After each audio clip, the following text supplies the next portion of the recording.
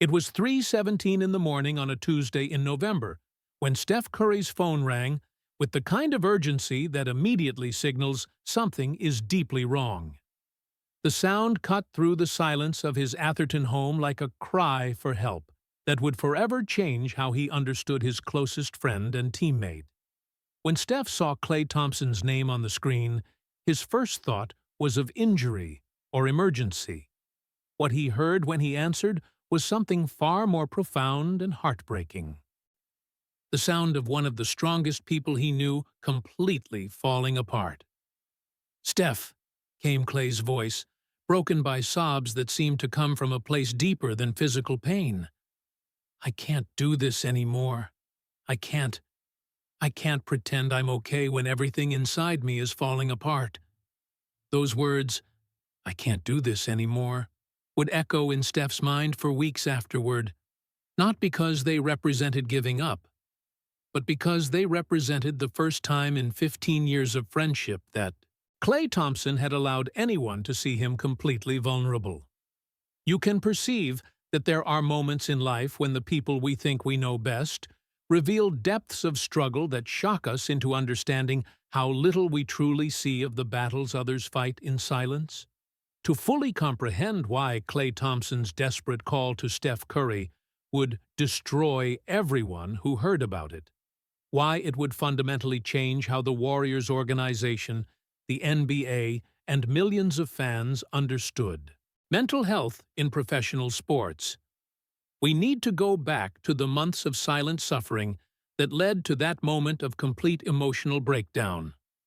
For the previous 6 months, those closest to Klay Thompson had noticed subtle changes that, in retrospect, were clear signals of someone struggling with invisible weight. But Klay had always been the steady one, the calm presence who never seemed rattled by pressure, criticism, or setbacks. His reputation as the most composed member of the Warriors had become so established that even when he began showing signs of distress, people attributed it to temporary frustration rather than genuine crisis. Klay always handled everything so smoothly.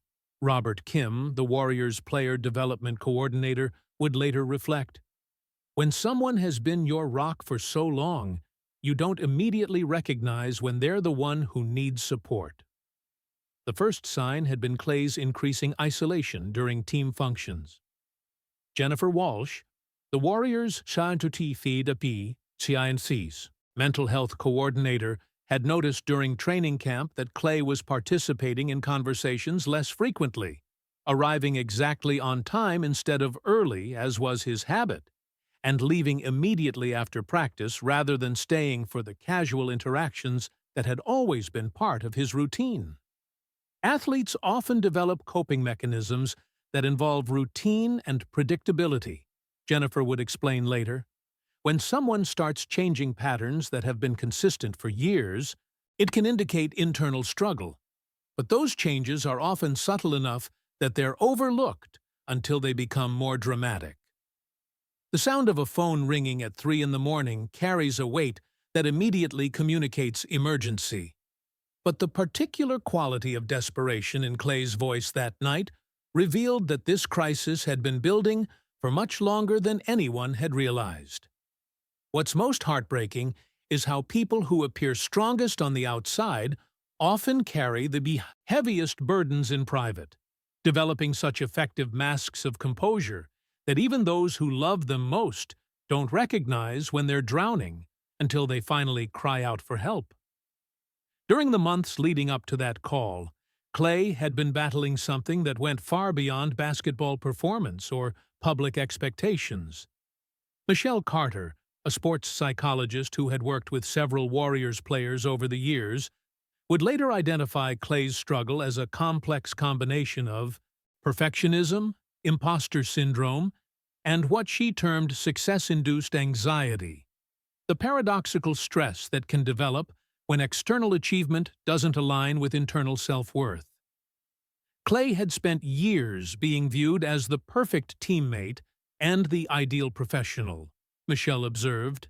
But when your identity becomes built around never showing weakness or need, It creates enormous pressure to maintain that image, even when you're suffering internally.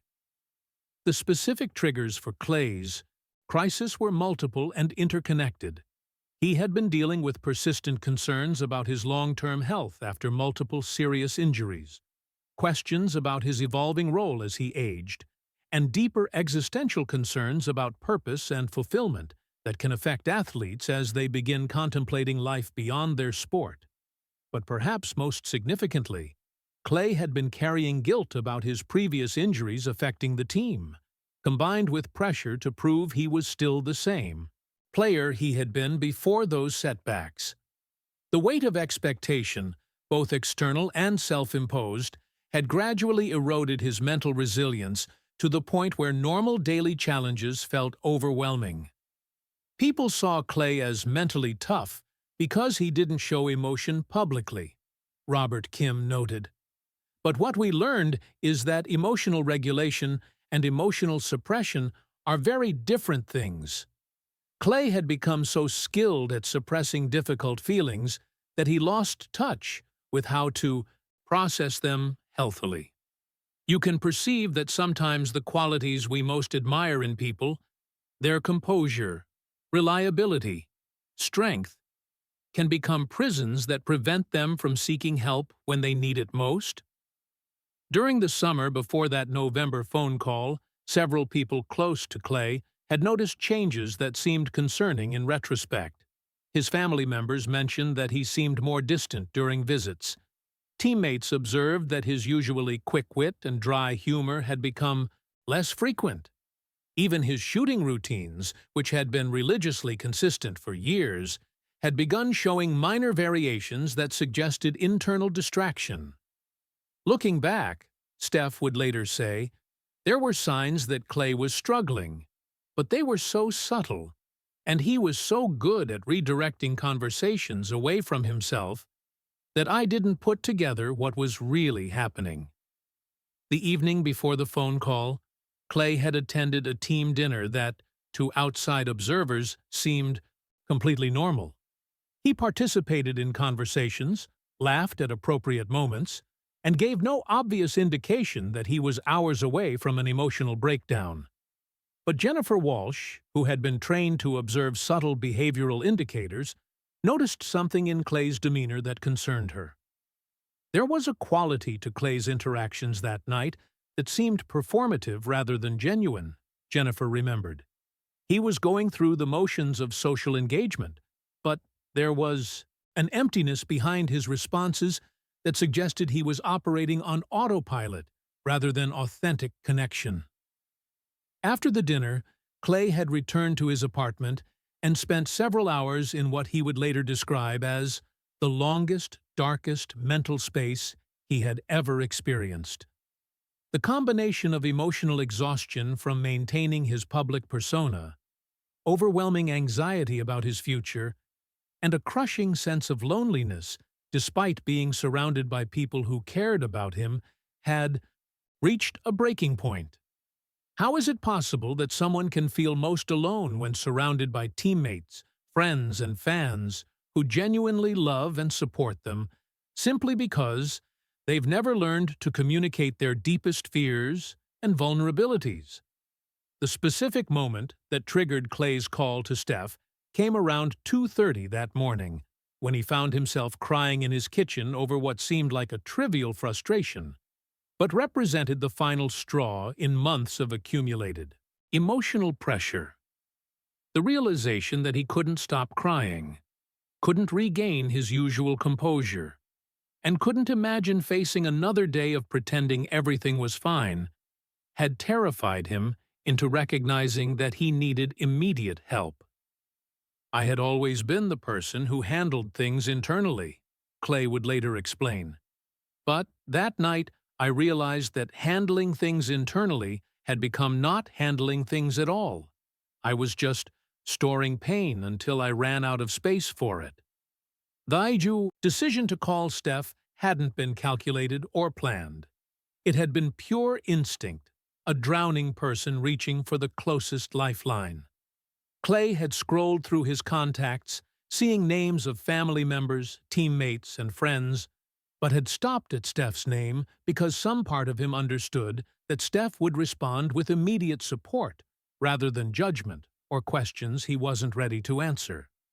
When you're in crisis, Jennifer Walsh explains, you often instinctively reach out to the person who makes you feel safest, not necessarily the person who's most equipped to help. For Klay, Steph represented unconditional acceptance and support. What's most impressive is how true friendship creates a kind of emotional safety net that allows people to be completely vulnerable, knowing they'll be caught with love rather than judgment, support rather than solutions, presence rather than pressure to explain or justify their pain.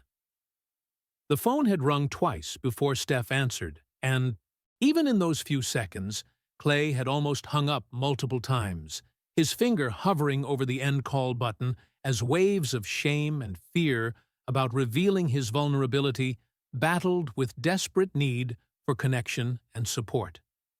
"Hello," Steph had said, his voice carrying the alert concern that comes with middle-of-the-night calls, immediately understanding that something significant was happening. And then Klay had spoken those words that would change everything. "Steph, I can't do this anymore." True strength is not never breaking. It's having the courage to ask for help when you need to be rebuilt. And sometimes the most courageous thing we can do is admit to someone we trust that the persona we've maintained for years no longer matches the reality of what we're experiencing internally.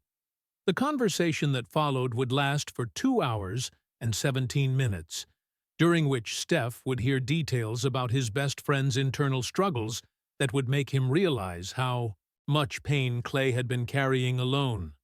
But more importantly, it would begin a process of healing and transformation that would not only save Klay's mental health, but would change how the entire Warriors organization approached player well-being. The sound of that phone ringing at 3:17 a.m. had carried more than emergency. It had carried trust, vulnerability, and the beginning of a journey that would prove that asking for help isn't a sign of weakness, but often the first step toward finding strength you never knew you possessed.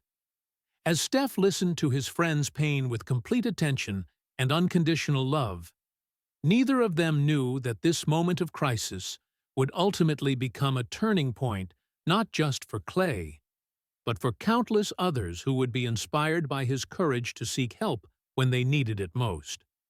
The breakdown that seemed like an ending was actually a beginning, the first step in a healing process that would reveal that vulnerability shared with the right people can become the foundation for stronger mental health, deeper relationships, and a more authentic way of living that honors both strength and struggle as essential parts of the human experience.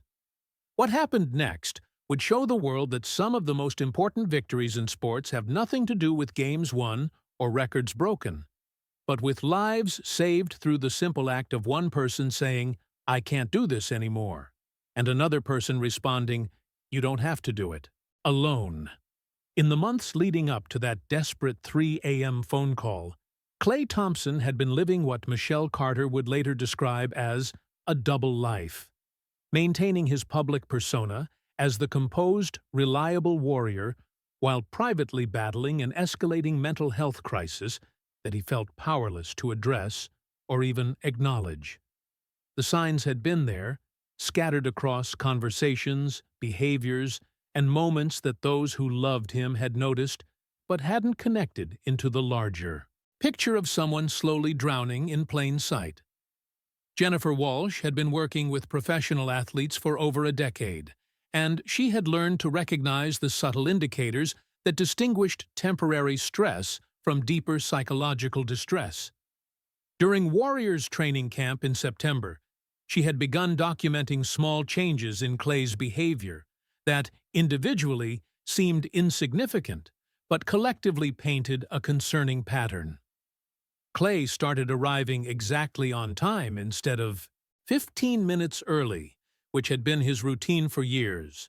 Jennifer noted in her confidential observations. He would participate in team meetings but rarely initiated conversations afterward. Most telling, he had stopped making the small jokes and observations that had always been part of his personality. Robert Kim had noticed similar changes during individual skill sessions. Klay's shooting mechanics remained flawless, but his usual post-practice analysis and questions about improvement had become perfunctory rather than engaged. It was like watching someone go through the motions of being Klay Thompson, Robert would later explain, rather than actually being Klay Thompson. He was performing his role instead of living it. You can perceive that sometimes the most concerning changes in people we care about aren't dramatic departures from their normal behavior, but subtle diminishments of the qualities that make them uniquely themselves. The first significant warning sign had occurred in early October during a team dinner at Steph's house. Steph Curry had always prided herself on creating an environment where the Warriors players felt like extended family, and Klay had historically been one of the most appreciative guests, often staying late to help clean up and engage in conversations that extended well beyond basketball. That night, Klay seemed present but distant, Isha would later recall. He participated when directly addressed, but he wasn't initiating the kind of playful interactions that had always made him such a joy to have around. When I asked if he was feeling okay, he gave me what I now recognize was a rehearsed response about being just tired from training.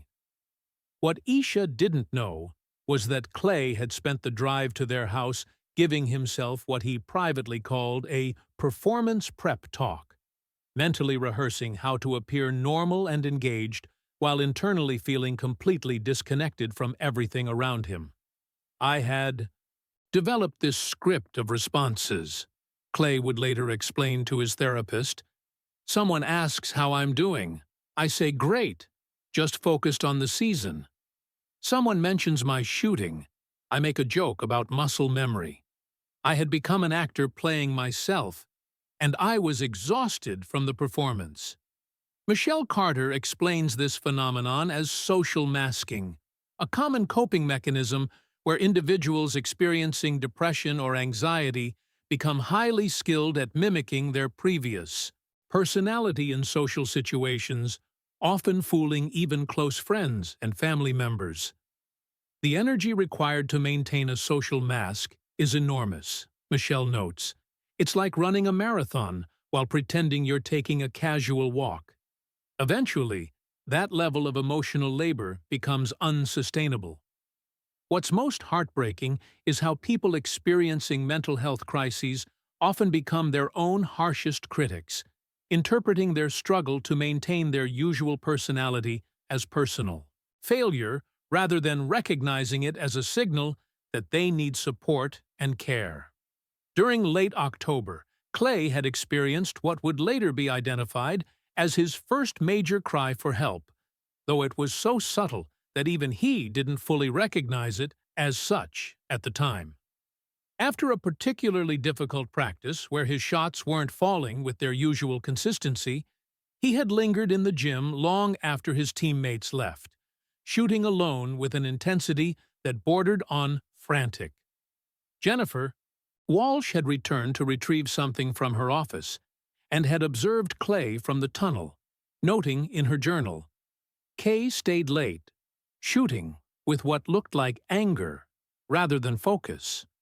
When he missed consecutive shots, I saw him pause and put his head in his hands for almost 30 seconds. This is completely uncharacteristic behavior. What Jennifer couldn't hear from her position was Klay quietly saying to himself, "What's wrong with me? Why can't I just be normal anymore?"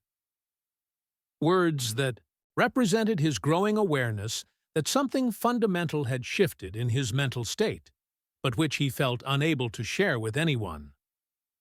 The following week, Klay had made his first tentative attempt to reach out for support, though it was so indirect that the opportunity was missed by everyone involved. During a team meeting focused on goal setting for the season, When each player was asked to share something they wanted to work on, Klay had said, "I want to work on being more present."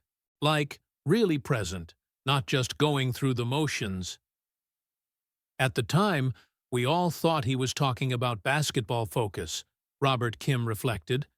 But looking back, he was telling us that he felt disconnected from his own life. He was asking for help in the only way he felt safe doing so. Steph Curry, who had known Klay longer than anyone on the team, had sensed that something in his friend's energy felt different, but had attributed it to the natural pressures of a new season and their shared concerns about maintaining championship-level performance as they aged. Klay had always been introspective, Steph would later say. So when he seemed more quiet than usual, I thought he was just processing the challenges we were all facing. I wish I had pushed a little deeper, asked more specific questions about how he was feeling emotionally, rather than just assuming he was handling everything the way he always had.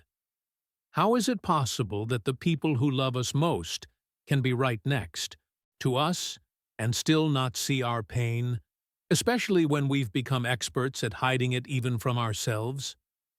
The crisis had deepened significantly in November, triggered by a combination of factors that created what Michelle Carter describes as a perfect storm of psychological pressure.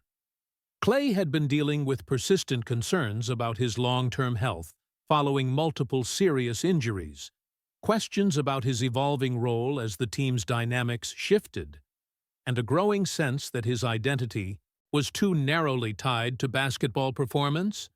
But the factor that proved most destabilizing was something seemingly positive.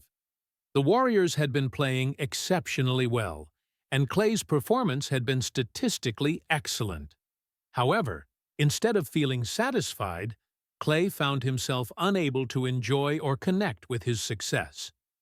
This is one of the cruelest aspects of depression, explains Jennifer Walsh. It can rob you of the ability to feel joy even when good things are happening. For an athlete whose entire identity is built around performance and achievement, losing the ability to feel satisfaction from success can be particularly devastating. Klay had begun experiencing what psychologists term anhedonia, the inability to feel pleasure in activities that previously brought joy. Basketball, which had been his passion and escape for most of his life, had started feeling mechanical and empty.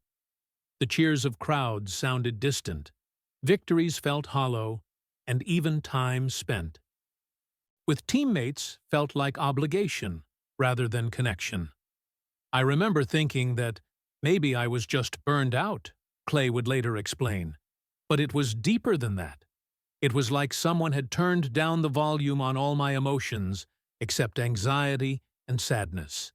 Everything that used to make me happy felt gray and distant. You can perceive that sometimes the most frightening aspect of mental health struggles isn't the presence of negative emotions, but the absence of positive ones. The feeling that joy and satisfaction have become unreachable, no matter what achievements or experiences we encounter. The specific incident that had pushed Klay toward his breaking point had occurred during a team practice in mid-November. During a routine scrimmage, he had made a defensive mistake that resulted in an easy basket for the opposing team. Historically, such minor errors were part of the learning process that Klay handled with characteristic equanimity. But that day, the mistake had triggered an internal cascade of self-criticism so intense that he had to excuse himself from practice, claiming he felt ill. "I went to the bathroom and just stared at myself in the mirror," Klay would later describe. "And I didn't recognize the person looking back at me. There was this voice in my head saying terrible things, that I was letting everyone down, that I didn't deserve my position, that I was a fraud who had been lucky for years, but was finally being exposed." This internal experience represented what psychologists call catastrophic thinking, a cognitive pattern where minor setbacks are interpreted as evidence of fundamental personal inadequacy.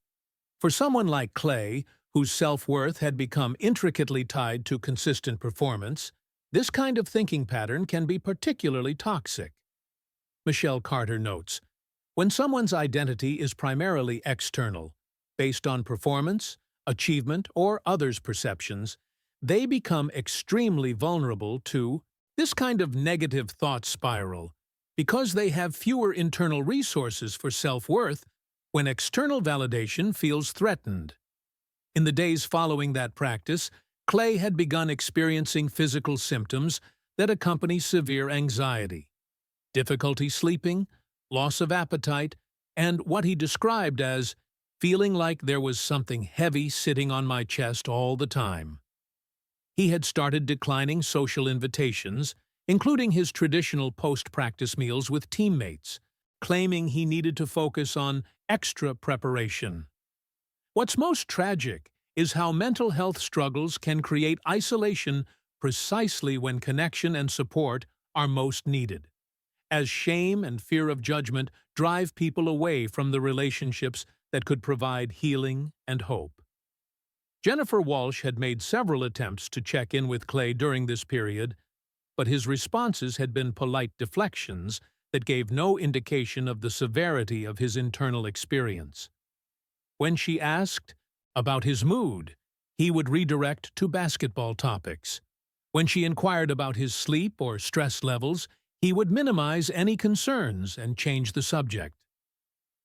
Looking back, I realized that Klay had become highly skilled at deflecting wellness check-ins, Jennifer reflects. He knew exactly what answers would satisfy people's concerns without revealing anything real about his internal state. It's a survival mechanism that many high-achieving individuals develop, but it ultimately prevents them from getting the help they need. The evening before his call to Steph, Klay had experienced what would later be recognized as a severe anxiety attack during the team dinner. While maintaining external composure, he had been overwhelmed by racing thoughts, difficulty breathing, and an intense feeling of disconnection from reality. He had managed to complete the social obligation, but the effort had left him completely depleted. I felt like I was watching myself from outside my body, Klay would later explain. Like I was an actor who had forgotten all his lines, but was still trying to stay in character. By the time I got home, I was so exhausted from pretending to be okay that I couldn't imagine doing it for even one more day. How is it possible that the very strength and composure we develop to handle life's challenges can become barriers that prevent us from seeking help when those same qualities are no longer enough to sustain us? Alone in his apartment that night, Klay had finally allowed himself to fully acknowledge what he had been avoiding for months. He was not okay, had not been okay for a significant period of time, and could not continue pretending otherwise without risking something fundamental about his mental health and well-being. The realization had been both terrifying and oddly relieving. Terrifying because it meant acknowledging that his usual coping mechanisms had failed him. Relieving because it meant he could stop expending energy, maintaining a facade that had become unbearable. True strength is not never breaking. It's having the courage to ask for help when you need to be rebuilt. And sometimes, the most courageous thing we can do is admit that the version of ourselves we've been presenting to the world no longer matches the reality of our internal experience. As the clock moved past midnight, Klay had found himself crying in a way he hadn't since childhood. Not the controlled tears of frustration or disappointment he was familiar with, but the deep, overwhelming sobs of someone who had been holding back an ocean of pain and could no longer contain it. It was in that moment of complete emotional release that Klay had understood he needed immediate support. Not just from anyone, but from someone who would respond with unconditional love rather than questions, solutions, or expectations. someone who would simply be present with his pain until he could find his way back to stability. The sound of his phone ringing Steph's number would carry more than a cry for help. It would carry years of accumulated struggle, the weight of perfectionism that had become poisonous, and the beginning of a healing process that would teach both men that vulnerability shared with the right person can become the foundation for stronger mental health and more authentic relationships. What Klay didn't know as he dialed Steph's number was that his courage to reach out during his darkest moment would ultimately save not just his own life, but would inspire countless others to seek help when they needed it most, proving that sometimes the most important victories happen not on playing fields, but in quiet moments when someone chooses connection over isolation, honesty over performance, and healing over hiding. The conversation that unfolded over the next 2 hours and 17 minutes would become a masterclass in how to respond to someone in crisis with love, presence, and wisdom that saves lives. What Klay revealed during that call, the specific fears, the depth of his pain, and the words that would later be described as destroying everyone who heard them, represented not just a personal breakdown, but a breakthrough that would transform how professional athletes, sports organizations, and millions of fans understood the human cost of excellence and the healing power of authentic vulnerability. Steph had answered the phone on the second ring, immediately alert despite the late hour. The sound of Klay's voice, broken, desperate, completely unlike anything he had ever heard from his normally composed friend, had shocked him into complete focus. "Klay, what's wrong? What's happening?" Steph had asked, his voice carrying the urgent concern of someone who understood that this call represented something serious beyond his ability to immediately comprehend. I can't keep pretending anymore, Steph," Klay had said through sobs that seemed to come from a place deeper than physical exhaustion. "I wake up every morning and I put on this mask, and I go through the motions of being Klay Thompson, but inside, I feel like I'm dying." The word dying had hit Steph like a physical blow. Jennifer Walsh, who would later help Steph process this conversation, explains that when someone uses such extreme language during a mental health crisis, it often indicates they're experiencing what psychologists call psychological pain, emotional distress so intense that it feels life-threatening, even when the person isn't actively suicidal. You can perceive that sometimes the most important thing we can do when someone shares their deepest pain with us is simply to listen without trying to fix, judge, or minimize what they're experiencing. "Tell me what's going on," Steph had said, his voice steady despite his own shock. "I'm here. I'm not going anywhere. Tell me everything." What followed was Klay's first completely honest account of his internal experience in months.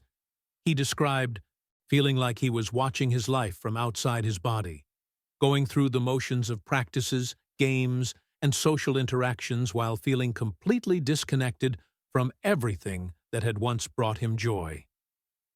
"Basketball used to be my escape," Klay had explained, his voice breaking. "When everything else in life was complicated or stressful, I could always find peace on the court. But now, even when I'm playing well, when the shots are falling, I feel nothing. It's like someone turned off all the lights inside me, and I don't know how to turn them back on." Steph had felt his own eyes filling with tears as he listened to his friend describe what Michelle Carter would later identify as severe depression with anxiety components. But what struck Steph most wasn't just the pain in Klay's voice, but the relief, as if finally being able to speak these truths aloud was providing some measure of comfort, even in the midst of crisis. "How long have you been feeling like this?" Steph had asked gently. "Months," Klay had admitted. Maybe longer. I think I've been pretending to be okay for so long that I lost track of when I stopped actually being okay. I kept thinking it would pass, that if I just worked harder or stayed more focused, I could push through it the way I've pushed through injuries or slumps. But this is different. This isn't something I can muscle through.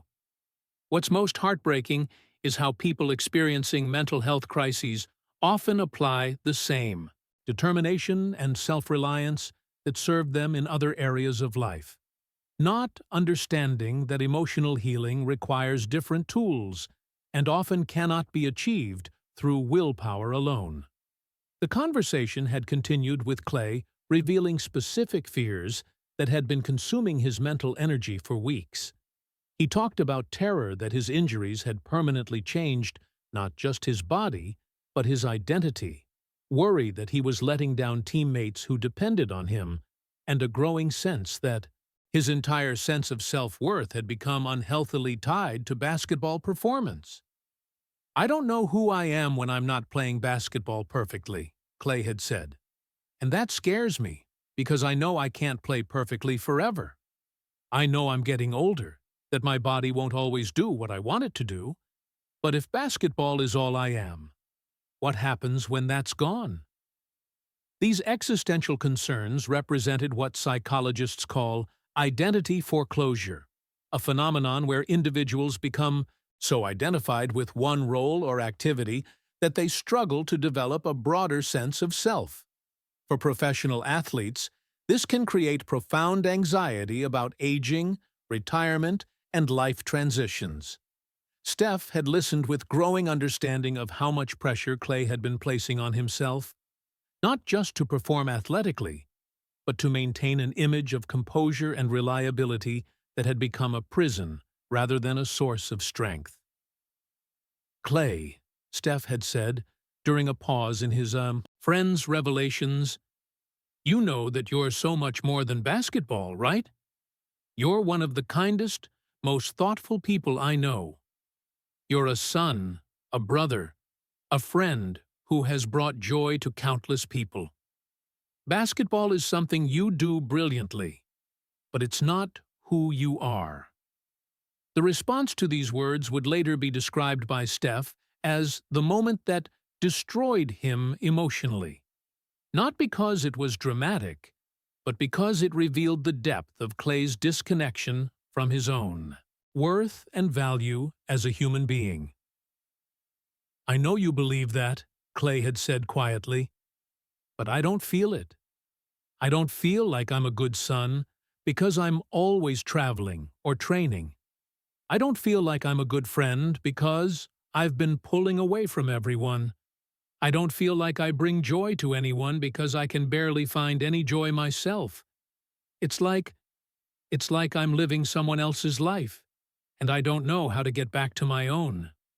How is it possible that depression can distort our perception so completely that we become unable to recognize our own positive qualities or the love that others feel for us, even when that love is consistently demonstrated and expressed?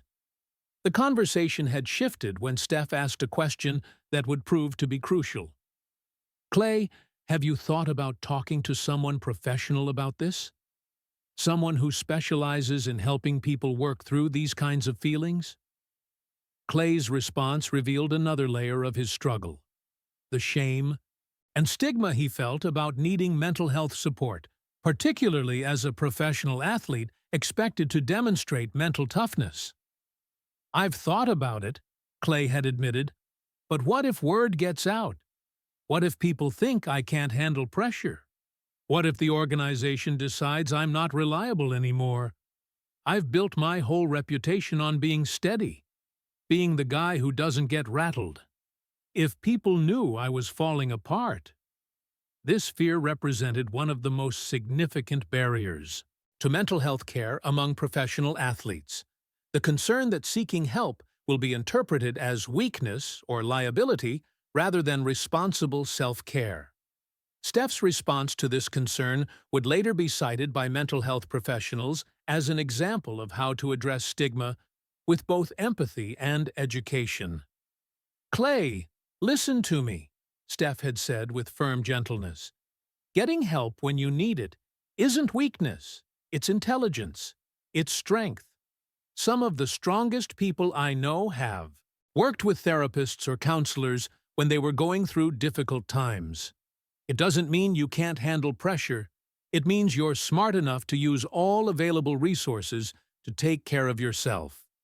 You can perceive that true friendship often involves not just offering comfort during crisis, but providing perspective that helps someone see their situation more clearly and make decisions that serve their long-term well-being. The moment that Steph would later describe as most emotionally devastating had come near the end of their conversation, when Klay made a confession that revealed the extent to which his mental health struggles had affected his most basic sense of hope and future planning. "Steph," Klay had said, his voice barely above a whisper, "I need to tell you something that I've never said out loud to anyone. Sometimes, when I'm lying in bed at night, I think about what it would be like if I just disappeared. Not because I want to hurt myself, but because I feel like such a burden to everyone around me that maybe everyone would be better off if I wasn't here to disappoint them anymore." These words, expressing what psychologists call passive suicidal ideation, had represented the moment when Steph understood that his friend wasn't just struggling with temporary sadness or stress, but was experiencing a level of psychological pain that required immediate professional intervention. "Klay," Steph had said, his own voice breaking with emotion, "I need you to know that you could never be a burden to me, to your family, to anyone who truly knows you. The world is better with you in it. You make my life better just by being who you are. And right now, I'm going to help you get the support you need to feel better, because you deserve to feel better, and because there are so many people who love you and want to help." What's most impressive is how someone responding to a mental health crisis can provide both emotional support and practical next steps, offering love while also ensuring that the person in crisis gets professional help that addresses the complexity of their struggles. The remainder of their conversation had focused on immediate steps. Steph had convinced Klay to commit to calling Jennifer Walsh first thing in the morning, had offered to accompany him to any appointments, and had made it clear that Klay's mental health was more important than basketball, public perception, or any other concern. "I'm going to text you every morning until you tell me you're feeling better," Steph had promised. "And I want you to promise me that if you have another night like this, you'll call me immediately. Day or night, I will always pick up." By the time they ended the call at 5:34 a.m., both men had been emotionally drained but connected in a way that transcended their previous friendship. Steph had witnessed the full extent of his friend's pain and had responded with unconditional love and practical support. Klay had experienced what it felt like to be completely vulnerable with someone and be met with acceptance rather than judgment. True strength is not never breaking. It's having the courage to ask for help when you need to be rebuilt. And sometimes, the most powerful healing begins with someone simply saying, "I believe you, I love you, and we're going to figure this out together." Jennifer Walsh, who would begin working with Klay later that same day, would describe their phone conversation as representing textbook crisis intervention, not because it followed any formal protocol, but because Steph had instinctively provided exactly what someone in mental health crisis needs most: validation, support, hope, and connection to professional resources. The impact of that conversation extended far beyond the immediate crisis. Within hours, Klay would be connected with mental health professionals who specialized in working with athletes. Within days, he would begin a treatment plan that addressed both his immediate distress and the underlying patterns that had contributed to his breakdown. But perhaps most importantly, Klay's willingness to reach out during his darkest moment and Steph's compassionate response would begin a transformation not just in their friendship, but in how the Warriors organization, and eventually the entire NBA, approached player mental health and well-being. The sound of that phone ringing at 3:17 a.m. had carried more than emergency.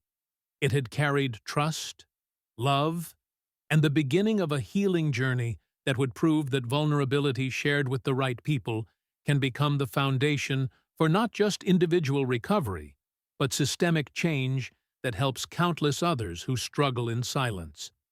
What happened next would show that some of the most important victories in sports occur not in arenas filled with cheering crowds, but in quiet moments when someone chooses to reach out for help and someone else chooses to respond with the kind of love that saves lives and transforms understanding about what it truly means to be strong. In the 6 months that followed Klay Thompson's desperate 3 a.m. call to Steph Curry, the basketball world witnessed something unprecedented: the complete transformation of how a professional sports organization approached mental health, the emergence of Klay as an advocate for athlete well-being, and a cultural shift that would inspire thousands of athletes across all sports to prioritize their mental health without fear of stigma or professional consequences. The morning after their phone conversation, Steph had personally driven to Klay's apartment, arriving with coffee and the gentle determination of someone who understood that crisis intervention requires follow-through, not just emergency response. When Klay opened the door, his eyes still swollen from hours of crying, Steph had simply embraced his friend and said, "We're going to get through this together." Jennifer Walsh had cleared her entire schedule to meet with Klay that afternoon, beginning what would become the most comprehensive mental health support program the Warriors organization had ever implemented for any player.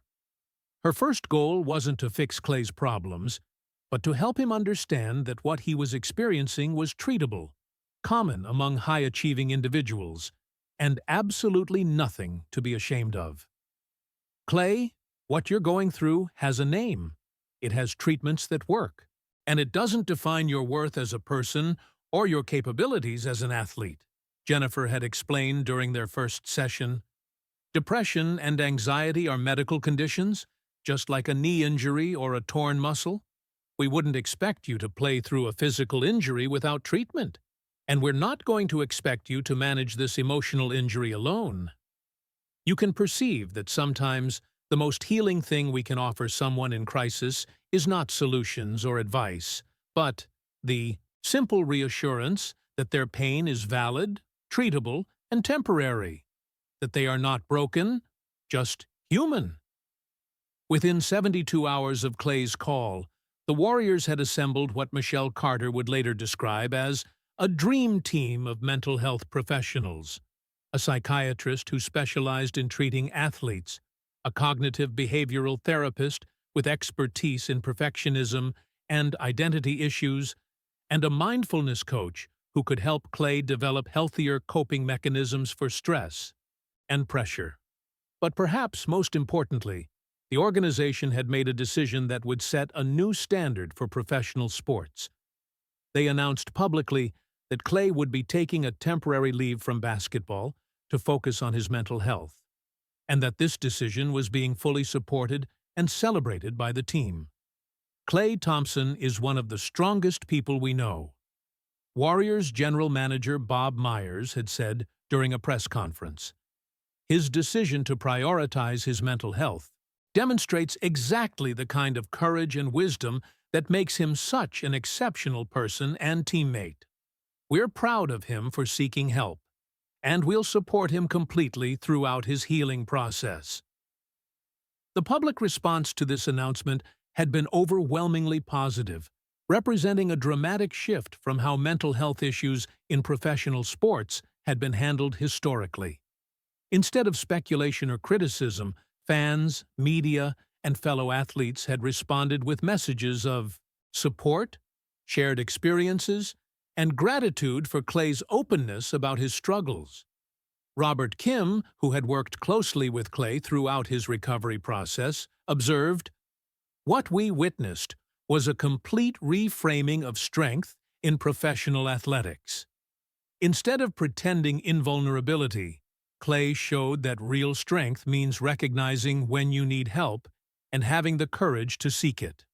What's most impressive is how one person's willingness to be vulnerable about their struggles can give permission for countless others to acknowledge their own need for support, creating ripple effects of healing that extend far beyond the original act of courage." During his first month of intensive treatment, Klay had worked with his therapeutic team to understand the underlying patterns that had contributed to his crisis. He learned about the connection between perfectionism and anxiety, developed strategies for managing catastrophic thinking, and began building an identity that included, but wasn't limited to basketball performance. "The breakthrough moment for me," Klay would later explain, "came when my therapist asked me to describe myself without using any words related to basketball. At first, I literally couldn't do it.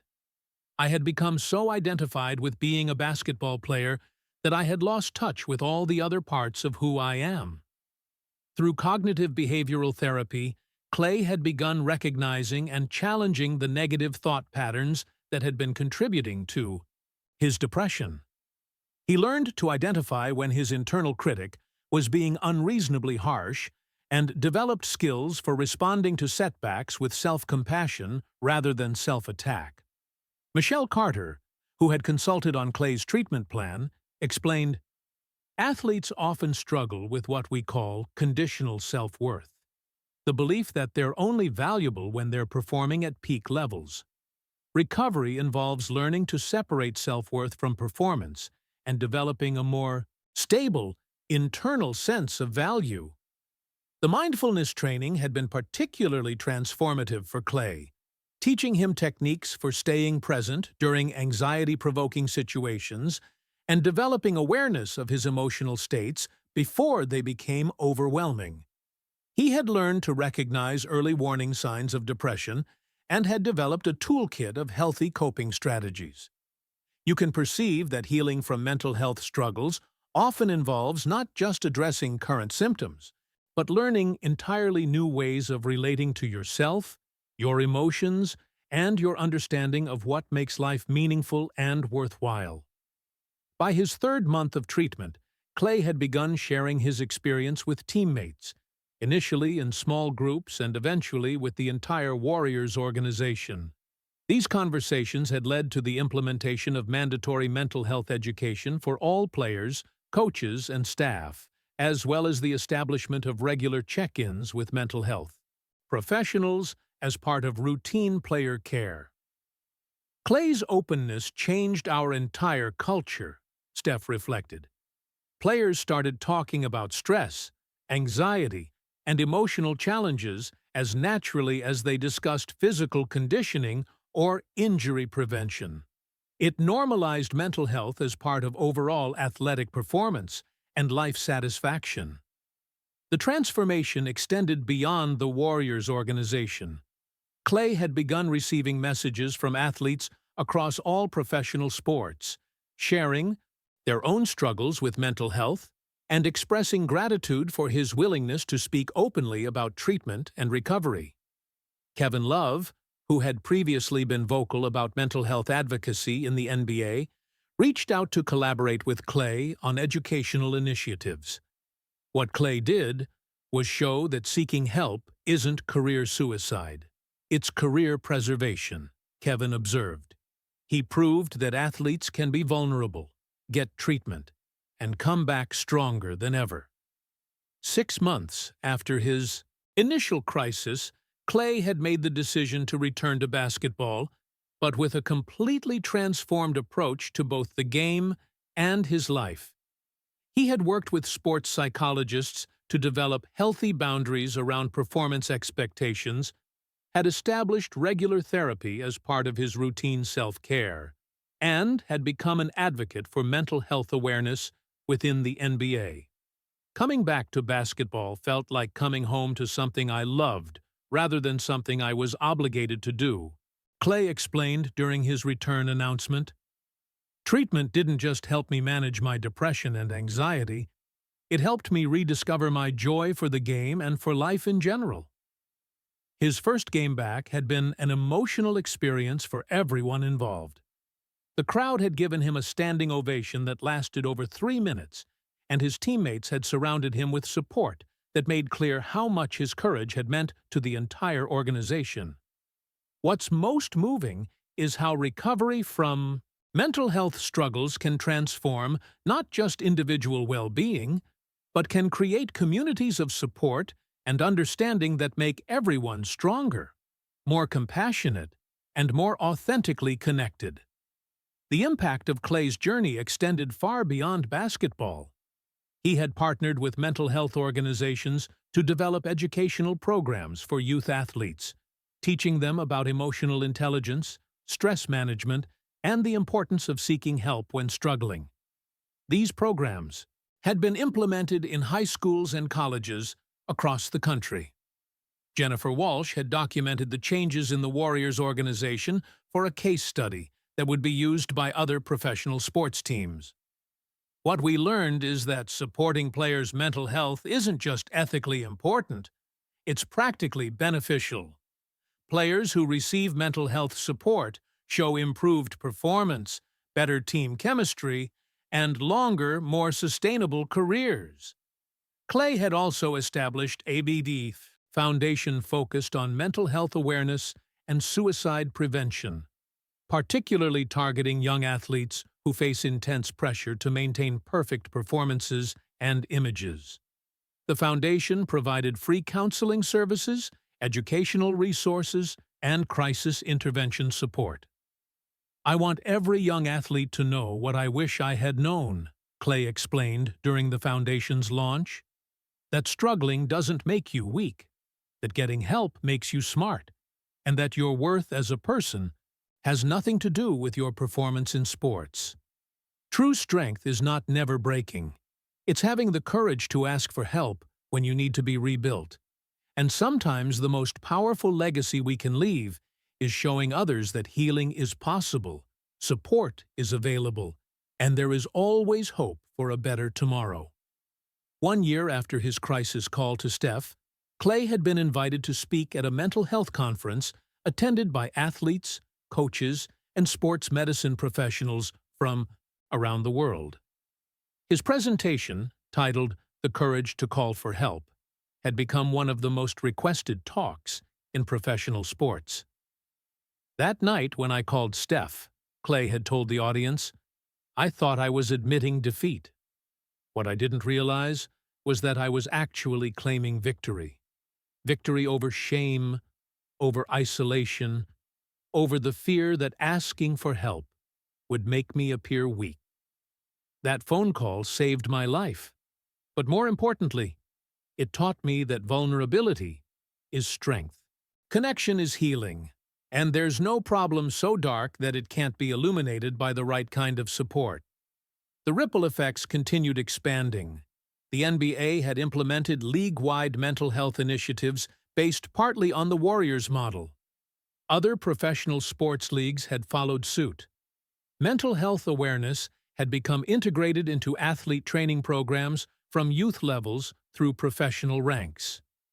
Michelle Carter, who had become a leading researcher on athlete mental health, published studies showing significant improvements in player well-being, performance longevity, and post-career life satisfaction in organizations that had implemented comprehensive mental health support programs.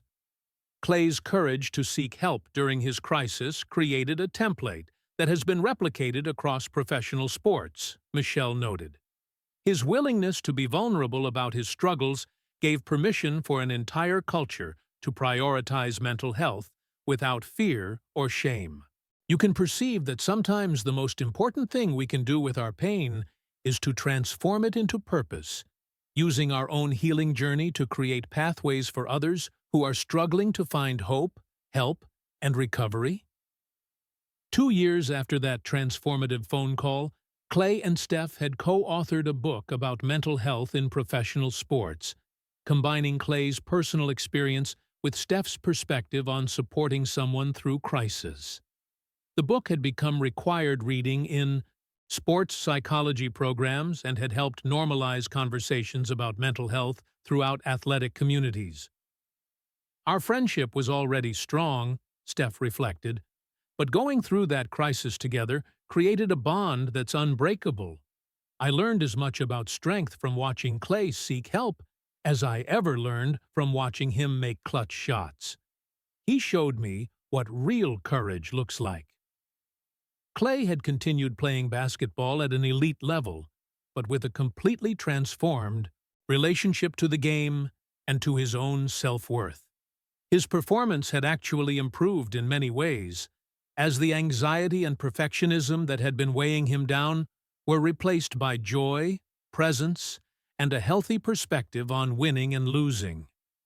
Basketball is something I love to do, not something I am, Klay explained during an interview 3 years after his crisis. That shift in perspective has made me a better player, but more importantly, it's made me a happier person. I can have a bad game now without it affecting my sense of worth as a human being. The Warriors had won 2 more championships during Klay's post-recovery years, and he had been quoted as saying that these victories felt more meaningful than any previous achievements because they came from a place of authentic joy rather than desperate need to prove his worth.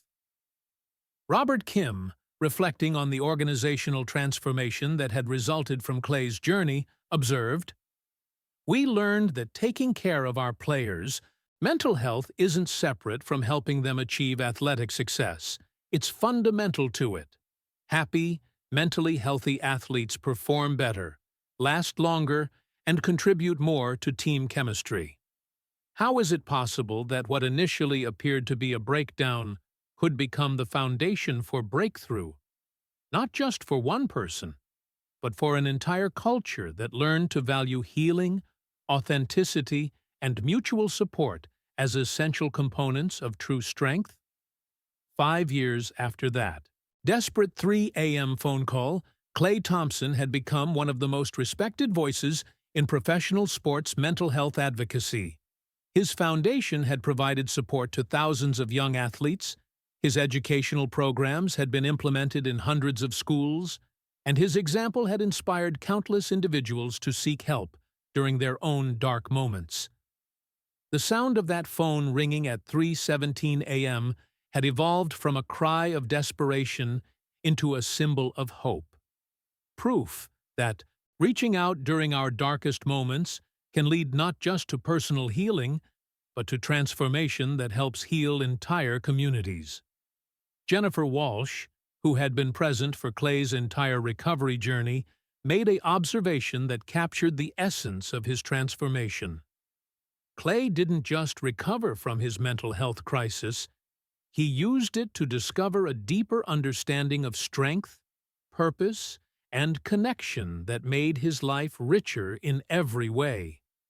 His willingness to be vulnerable saved his own life and created possibilities for healing that continue expanding every day. True strength is not never breaking. It's having the courage to ask for help when you need to be rebuilt. And sometimes, the most powerful thing we can do is show others that healing is possible, support is available, and there is always someone willing to answer the phone when we finally find the courage to call for help. The conversation that had begun with, "I can't do this anymore," had evolved into a message that resonated around the world. You don't have to do it alone. And in quiet moments, when other athletes, students, or anyone struggling with mental health challenges found the courage to reach out for help, they carried with them the knowledge that asking for support isn't weakness.